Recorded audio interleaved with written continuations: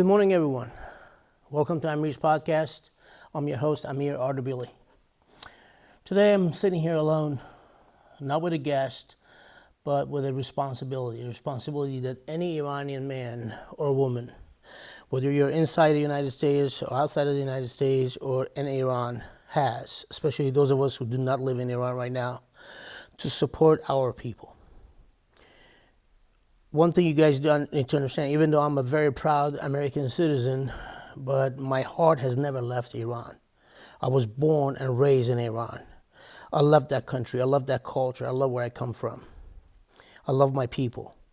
They're some of the smartest, most resilient, educated people on earth. And now they're suffering. They've been suffering for nearly half a century. Now they're being killed. This is probably, God knows how many uprisings we have had, but this is the most serious, close to revolution against the Ayatollahs in the last 47 years.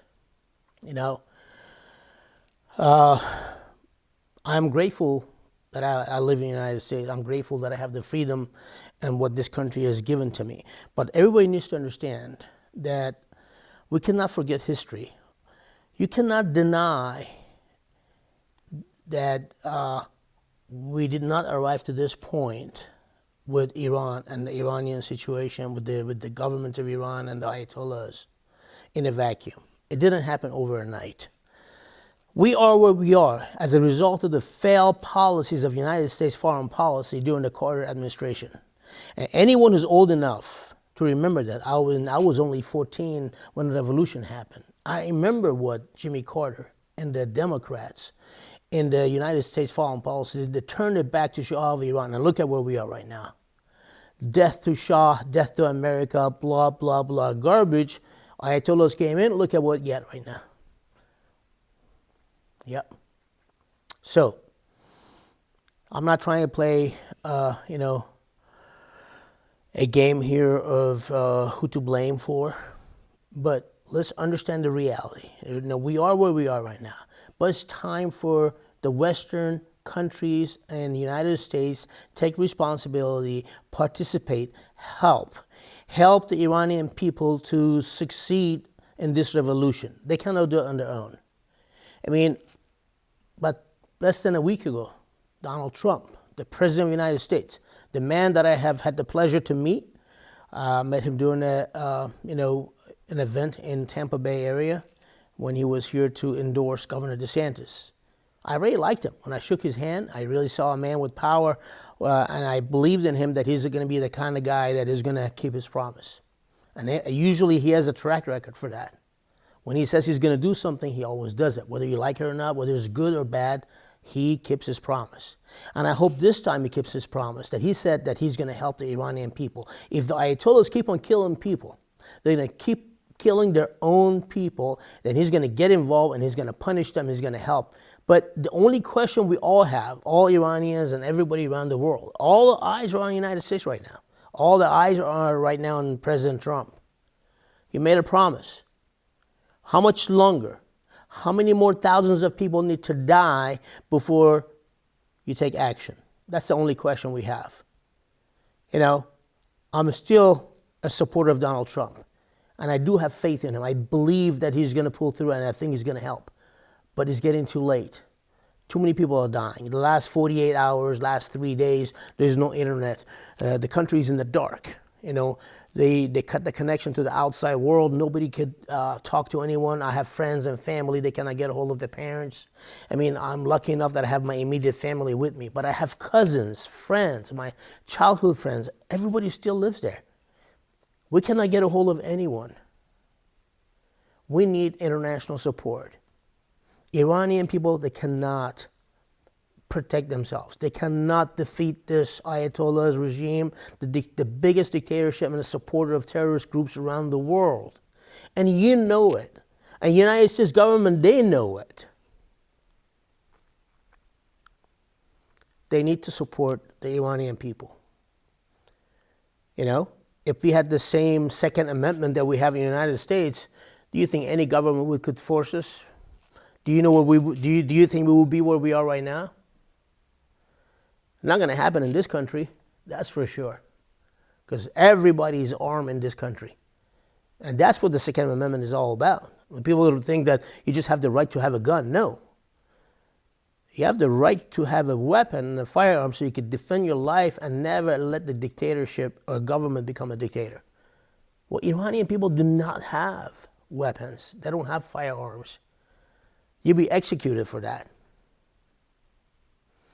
I personally have been away from my country for the last 41 years. And I have not been able to go back for the last 31 years because of my job and what I was doing in the United States. And I could not go back for the fear of my life. In this country, in Iran, there's nothing but destruction at this point. No freedom. Some of the most basic things that you and I will take for granted in the United States that people don't have. And those people with that rich culture, the Iranians, with the history that we have, that we could offer so much to the humanity, and we have in the past, and we still do, they don't deserve this. So let's pray together, everyone. Let's hope that President Trump and the United States will keep their word. When the leaders of the Western world, such as the United States, make a promise, people take that seriously. I know we don't like politicians. I don't like politicians. I hardly have any faith whatsoever in them. But one person that I know for sure, whether you like him or not, whether what he says sounds good to your ears or not, he keeps his promise, and that's Donald Trump. Let's hope that President Trump will keep his promise and will help the Iranian people. Let's pray for peace. Let's come together, the whole world, and bring peace to the world by destroying and getting rid of the Ayatollahs of Iran and their regime. You won't believe how much love and peace you bring to the world. I don't see no Palestinians out there chanting, or any other Arab countries, or all these Islamic countries that are our neighbors. I don't see anybody coming to the Iranian people's help. Do you? I don't see anybody else coming and asking, hey, do you guys need us? No. So for those of us who say, or those of you who says that, well, the United States only want to come to Iran, or they want to only help Iran because of their own interests, their own national interests. Of course, United States or any other superpowers, they all have to look out for their own interests. But looking out for their own interest, if it's going to take the Ayatollahs out of the country and it's going to benefit the United States, I guarantee it's going to benefit Iran, and I guarantee you it's going to benefit the whole entire Western countries in the world. It's going to benefit all people if you get rid of the terrorist regime. Simple as that. I'm not reading from anywhere. I'm speaking from the heart. And since I do have this platform and the freedom that I can talk, and I do have my podcast, I want to take advantage of this and be able to communicate with my people. I love you guys. You know, I'm sorry that we cannot be there next to you and fight, you know, for you, for us. But what we can do is to be your voice here in the United States, on this side of the world, and, you know, whatever we can do. All right? Death to Ayatollahs, to Ayatollah Khamenei and his whole entire regime. God bless Iranian people, and God bless the United States of America. Thank you guys. Until then, we love you.